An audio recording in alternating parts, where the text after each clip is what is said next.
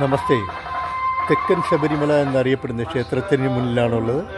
ഈ ക്ഷേത്രത്തിൽ അയ്യപ്പനെ കാണാനും ഈ ക്ഷേത്രത്തിൻ്റെ വിശേഷങ്ങളിലേക്കും നിങ്ങളെ സ്വാഗതം ചെയ്യുന്നു.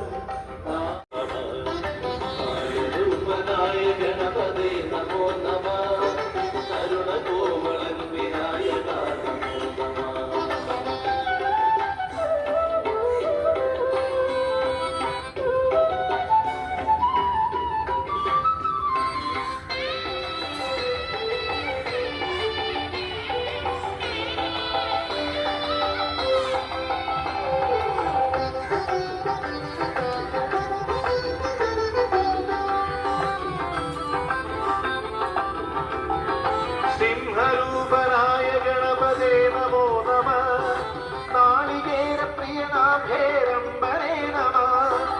എത്തമിട്ടു നിൽക്കുമെന്റെ ഇംഗിതം തലോടിടുന്ന ഏകദന്ത ഗണപതിക്കുമെന്നമോ നമ. രൂപനായ ഗണപതേ നമോ നമ. കരുണകോമളൻ വിനായക ഗണപതിക്കു വീര ഗണപതിക്കുമെന്റെ ശക്തി ഗണപതിക്കുമെന്നുമെന്നമോ നമ. സിദ്ധിരന്റെ കാന്തനാം ഗണേശനേ നമ. വിഘ്നമാകതിക്കുമഞ്ചു കൈകളും നമ. ക്ഷിപ്രനായ ഗണപതിക്കു ലക്ഷ്മി രൂപ ഗണപതിക്കു ജ്ഞാനനേത്രമുള്ള ദ്വിജനുമെന്നമോ നമ. രൂപനായ ഗണപതേ നമോ നമ.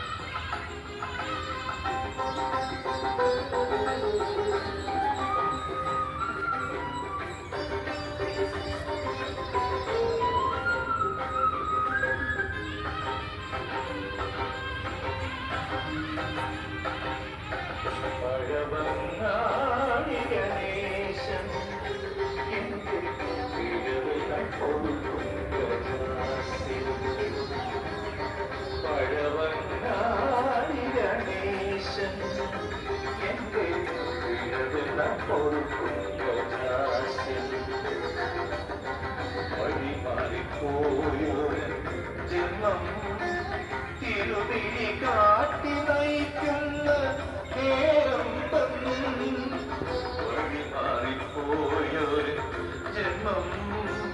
തിരുവിഴി ഇപ്പോൾ നമ്മൾ ദൃശ്യങ്ങളിൽ കണ്ടത് ഈ ക്ഷേത്രത്തിൽ നട്ടുവളർത്തി പരിപാലിക്കുന്ന മനോഹരമായ പലതരത്തിലുള്ള തുളസി ചെടികളാണ്. ചെറിയ കൃഷ്ണ തുളസി, പൂച്ചത്തുളസി, മധുരത്തുളസി, അങ്ങനെ അനേകം തുളസി. ഇത് ക്ഷേത്രത്തിനുള്ളിലേക്കുള്ള കവാടമാണ്. ഈ കവാടം കടന്ന് ഉള്ളിലെത്തിയാൽ നമുക്ക് അയ്യപ്പനെ കാണാം. മണ്ഡലകാലത്ത് ഭക്തർ കെട്ടുനിറച്ച് എത്തുന്ന ക്ഷേത്രമാണിത്. തെക്കൻ ശബരിമല എന്ന പേരിൽ വളരെ പ്രശസ്തമായ ക്ഷേത്രമാണ്.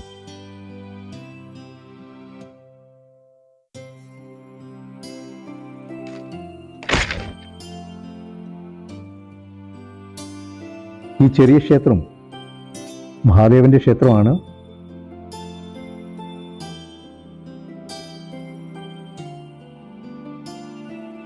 മഹാദേവൻ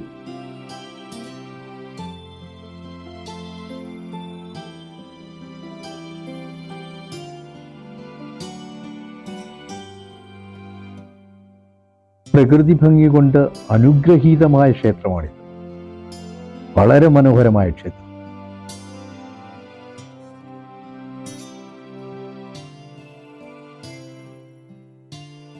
പൂത്ത് കായ്ച്ചു നിൽക്കുന്ന മാവ്,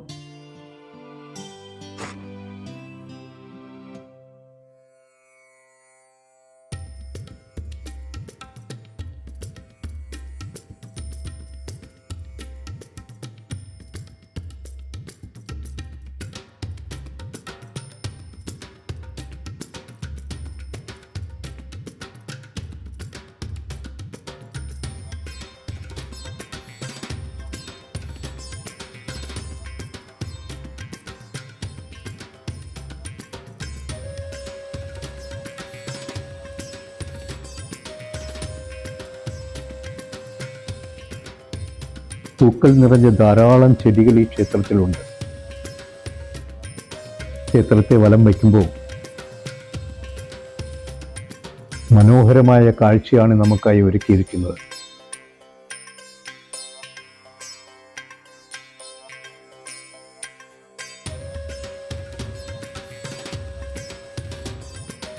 പ്രകൃതിയോട് ഇണങ്ങി പരിപാലിക്കുന്ന ക്ഷേത്രമാണിത്.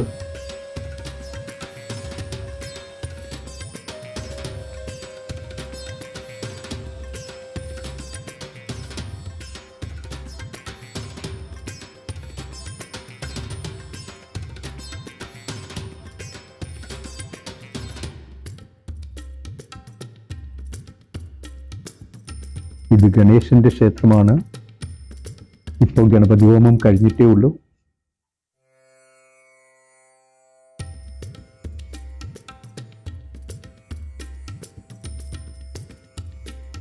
ഗണേശൻ എല്ലാവരെയും അനുഗ്രഹിക്കട്ടെ.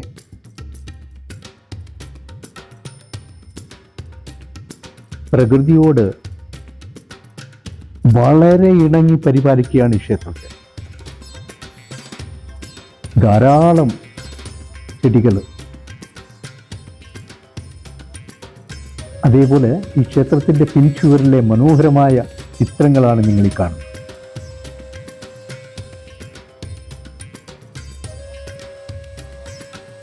ഈ ക്ഷേത്രത്തെ വലം വയ്ക്കുമ്പോൾ ഒരു വല്ലാത്ത അനുഭവമാണ് നമുക്ക് ഉണ്ടാവുക. കടലിൽ നിന്ന് പിടഞ്ഞെണീറ്റ് വരുന്ന ഇളം കാറ്റിൽ ചാഞ്ചാടി നിൽക്കുന്ന ചെടികളും പൂക്കളും ഈ ക്ഷേത്രത്തിൻ്റെ ആകർഷണം തന്നെയാണ്.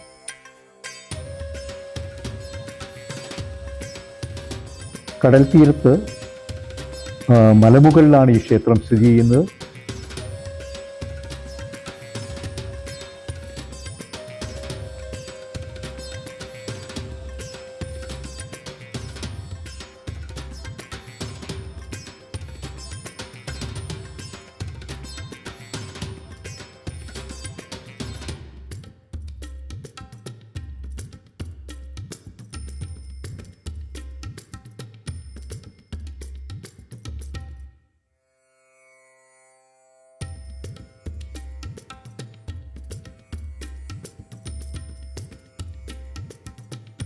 ധാരാളം ഭക്തർ നിത്യവും എത്തുന്ന ക്ഷേത്രമാണിത്. ക്ഷേത്ര ദർശനം കഴിഞ്ഞ് ഇറങ്ങി വരുമ്പോൾ ഗണപതി പൂജ കഴിഞ്ഞുള്ള പ്രസാദം, അവലും മലരും പഴവും ശർക്കരയും ഒക്കെ ചേർത്ത പ്രസാദം നമുക്ക് അവിടെ ഒരു മേശയ്ക്ക് മുകളിൽ പാത്രത്തിൽ അടച്ചു വെച്ചിട്ടുണ്ടാവും.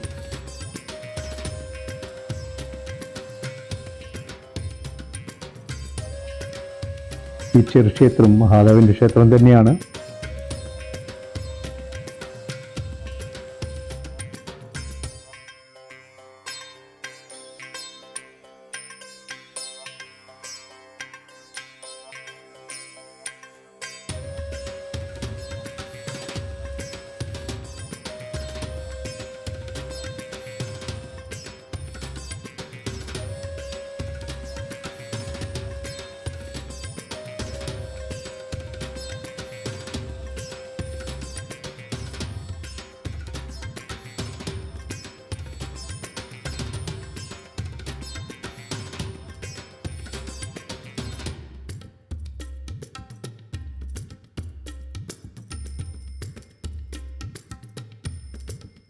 മഹാദേവന്റെ മനോഹരമായ ശിവലിംഗ പ്രതിഷ്ഠ,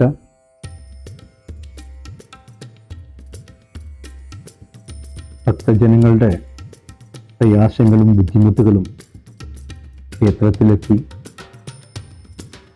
ദൈവങ്ങൾക്ക് മുമ്പിൽ കണ്ണടച്ചു നിന്ന് പ്രാർത്ഥിച്ച് സമർപ്പിച്ച് ക്ഷേത്രത്തെ വലം വയ്ക്കുമ്പോൾ നമുക്ക് ലഭിക്കുന്ന ശാന്തിയും സമാധാനവും ചെറുതല്ല. നാഗദൈവങ്ങളുടെ പ്രതിഷ്ഠയാണ്. മിക്ക ക്ഷേത്രങ്ങളിലും നമ്മൾ കാണുന്ന നാഗദേവതമാർ ആലിഞ്ചുവത്തിൽ, ആൽത്തറയിൽ ഒക്കെ ആയിരിക്കും പ്രതിഷ്ഠയിലുണ്ടാവുക. ഇവിടെ പീഠത്തിലാണ്.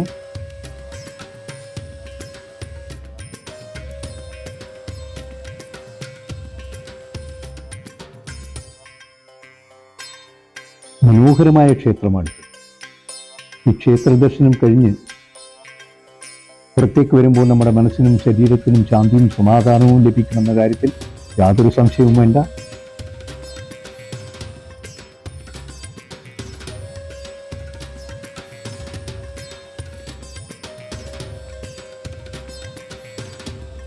ഈ ചെറുക്ഷേത്രം മഹാദേവന്റെ ക്ഷേത്രമാണ്. മഹാദേവനെ നോക്കിയിരിക്കുന്ന നന്ദികേശൻ,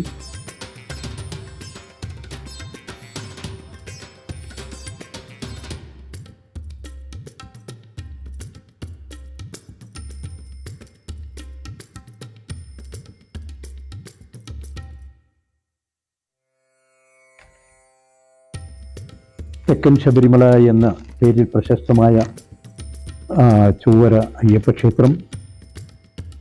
അപ്പോൾ മഹാദേവൻ്റെയും അയ്യപ്പൻ്റെയും അനുഗ്രഹം നിങ്ങൾക്ക് എല്ലാവർക്കും ഉണ്ടാകട്ടെ എന്ന് പ്രാർത്ഥിക്കുന്നതോടൊപ്പം പ്രിയപ്പെട്ടവരായി നിങ്ങൾ ഈ ചാനൽ സബ്സ്ക്രൈബ് ചെയ്യണം. അതേപോലെ നിങ്ങളുടെ സ്നേഹിതർക്ക് ഈ ചാനലൊന്ന് പരിചയപ്പെടുത്തണം. നല്ലവരായ നിങ്ങൾക്ക് എല്ലാ നന്മകളും ഉണ്ടാകട്ടെ എന്ന് പ്രാർത്ഥിച്ചുകൊണ്ട് നന്ദി, നമസ്തേ, വണക്കം.